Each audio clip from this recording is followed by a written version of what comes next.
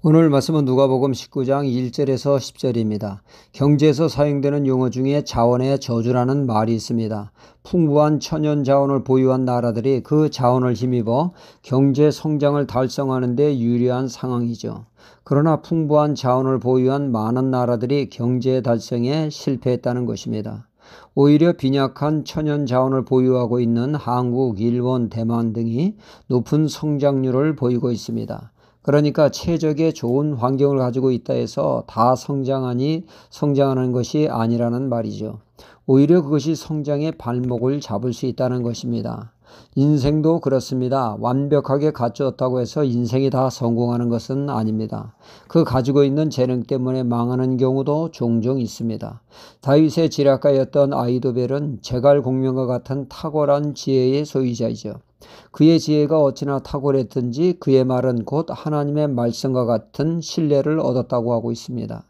그는 그 지혜를 바탕으로 다윗의 지략가가 되어 그의 지혜는 그의 인생의 날개를 달아주었습니다.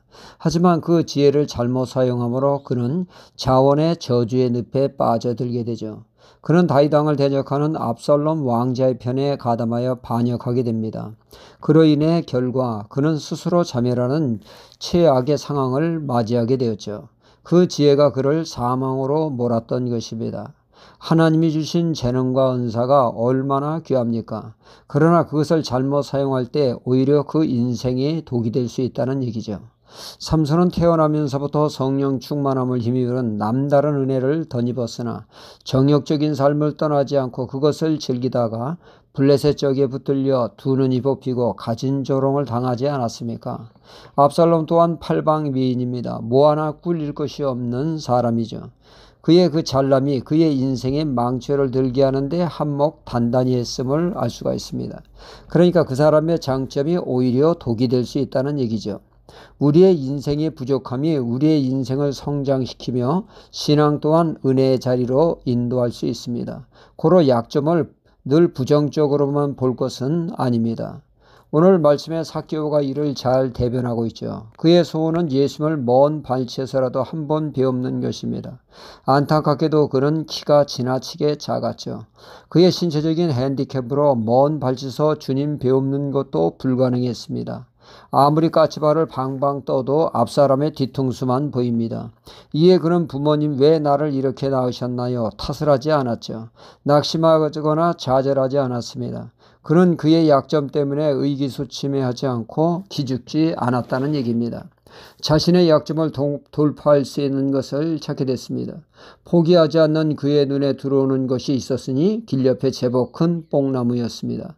남이 뭐라 하든 상관없이 그 자신의 약점을 커버하기 위해 나무에 올랐을 때 그 많은 군중들보다 그는 가장 큰 자가 되었으며 주님의 주목을 한눈에 받는 자가 되었습니다.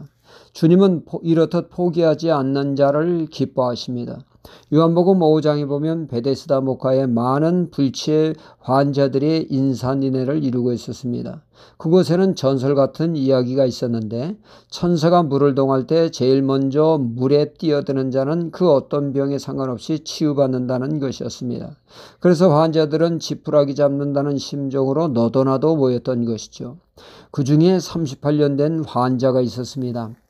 그는 병이 위중하여 설령 천사가 물을 동할지라도 그에게는 그림의 떡입니다. 제일 먼저 못에 뛰어들어가기에는 그의 병이 너무 위중했습니다. 늘 누워 있어야 하는 시세였으니 말이죠. 그럼에도 그는 포기하지 않고 그곳에 누워 있었습니다. 병이 3년만 돼도 8년만 되어도 사람들은 체념하며 팔자거니 받아들이는 경우가 많은데 이 환자 참 대단합니다. 무려 38년이라고 하는 세월이 갔음에도 여전히 포기하지 않고 누워있으니 말입니다. 주님은 명절날 그곳을 찾게 됩니다. 그리고 그 많은 사람 중에 그를 찾아오셨죠. 내가 낫고자 하느냐? 일어나 내 자리를 들고 걸어가라. 치유받는 역사가 있게 되었죠. 주님은 찾고 구하고 두드리는 자를 찾으십니다. 자신의 부족을 만회하고자 애쓰며 은혜를 사모하는 자 주님은 결코 외면치 않으십니다. 삭개오의 집에 거하시는 영광을 주셨죠. 그의 믿음의 구원에 확신을 주셨습니다. 은혜 받는 그는 믿는 이다운 행동을 합니다. 가진 재산의 절반을 가난한 자들을 위해 쓰겠다고 하죠. 은혜에 보답할 줄 아는 멋진 신앙입니다. 그의 약점이 주님의 큰 은혜를 맛보게 했습니다. 우리도 약점을 보완하기 위해 애쓰는 삶을 통하여 더 큰 은혜를 덧입는 삶이 되어야겠습니다. 할렐루야.